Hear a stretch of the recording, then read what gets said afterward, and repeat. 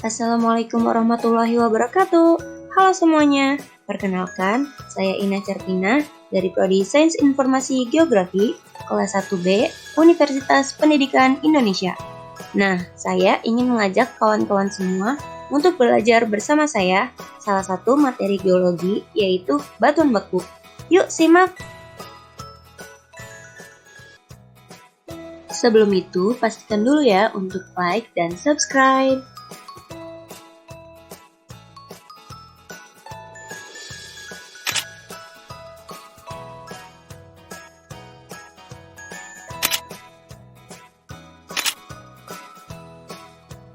Sebelum masuk pada pembahasan, ada yang tahu nggak apa itu batuan beku? Batuan beku merupakan jenis batuan yang terbentuk dari magma yang mengalami pembekuan. Batuan ini juga disebut dengan igneous rock.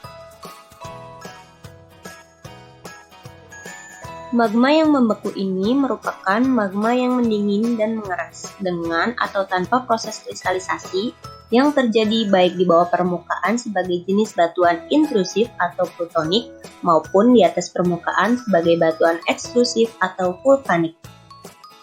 Selanjutnya, sebelum kita membahas bagaimana proses terbentuknya batuan beku, kita harus tahu dulu nih macam-macam atau jenis-jenis dari batuan beku.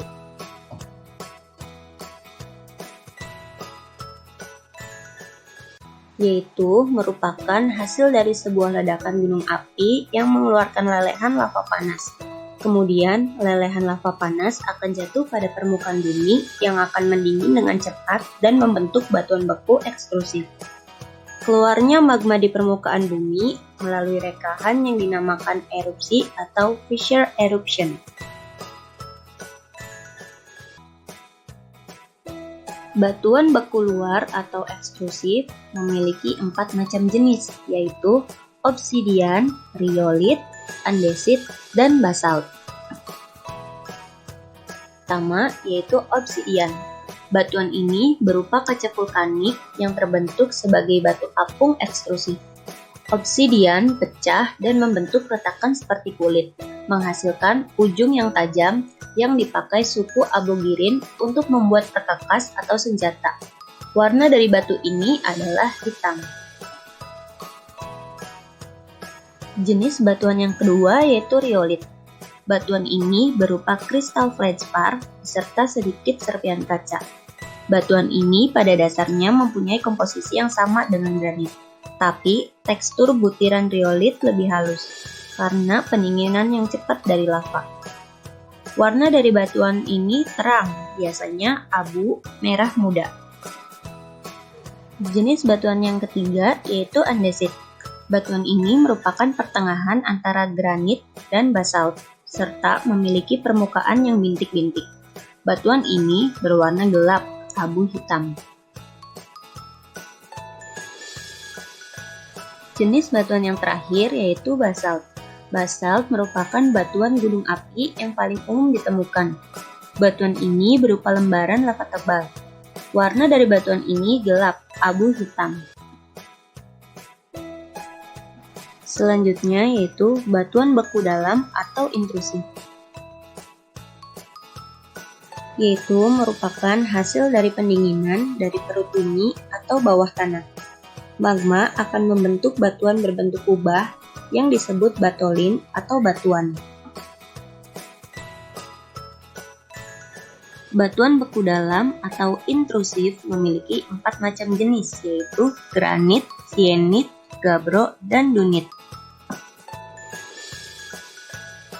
Jenis batuan yang pertama yaitu granit, berasal dari campuran feldspar putih atau merah muda, quartz, dan sejumlah mikabiotik atau muskovit. Terbentuk dari tabrakan 2 lempeng dan karena pendinginan perlahan sehingga kristal berukuran besar. Batuan ini biasanya berwarna terang, merah muda, kelabu atau putih. Jenis batuan yang kedua yaitu sienit. Biasanya batuan ini mengandung quartz atau tidak sama sekali. Batuan ini terlihat seperti granit. Batuan ini berwarna putih, merah muda, dan abu. Batuan ini mempunyai tekstur butiran yang kasar. Jenis batuan yang ketiga yaitu gabbro. Sama halnya dengan sienit, batuan ini mengandung quartz atau tidak sama sekali. Batuan ini memiliki tekstur yang berlapis-lapis. Batuan ini berwarna gelap, abu, dan hitam. Jenis batuan yang terakhir yaitu dunit. Dunit terbentuk dari olivin, sehingga berwarna coklat kehijauan. Batuan ini berwarna hijau dan coklat. Nah, itu tadi penjelasan mengenai jenis-jenis batuan beku. Penjelasan selanjutnya yaitu mengenai proses terbentuknya batuan beku.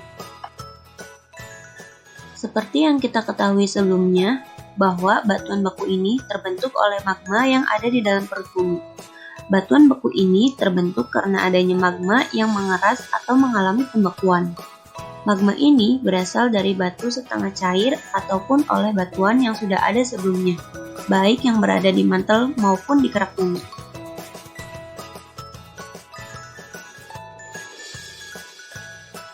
Jadi, ada beberapa batuan beku dan proses terbentuknya, yaitu yang pertama, proses terbentuknya batuan beku dalam atau plutonik. Terjadi di dalam dapur magma secara perlahan dan pendinginannya sangat lambat. Kristal-kristal yang terbentuk terlihat besar. Yang kedua, proses terbentuknya batuan beku korok. Terjadi karena batuan beku ini membeku di lorong antara dapur magma dengan permukaan bumi. Yang ketiga, yaitu proses terbentuknya batuan beku luar atau vulkanik. Terjadi karena pembekuannya sangat cepat, karena telah berada di lingkungan udara, sehingga kristal batuannya halus. Bahkan ada yang tidak menampakkan adanya kristal. Proses pembentukan batuan beku melalui beberapa tahap, yaitu tahap pertama yaitu tahap bergeraknya magma yang berada di dalam dapur magma naik ke atas. Pergerakan magma tersebut dipengaruhi oleh sifat magma yang lebih ringan dari batuan di sekitarnya.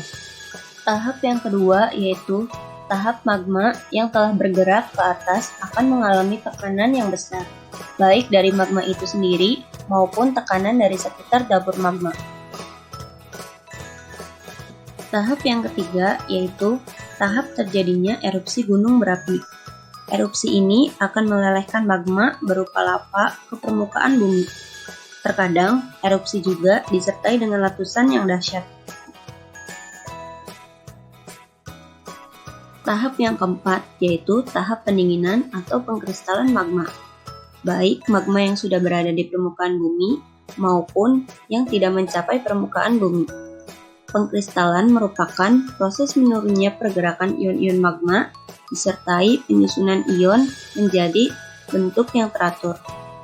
Pengkristalan magma dipengaruhi oleh suhu permukaan bumi yang lebih rendah daripada suhu magma ketika berada di dalam perut bumi, dan juga komposisi serta banyaknya kandungan bahan volatil pada magma. Tahap yang terakhir yaitu tahap magma yang telah mengkristal akan membentuk berbagai jenis batuan beku tergantung pada kecepatan pembekuannya. Sekian pembahasan mengenai batuan beku, semoga dapat bermanfaat. Terima kasih sudah menonton. Wassalamualaikum warahmatullahi wabarakatuh.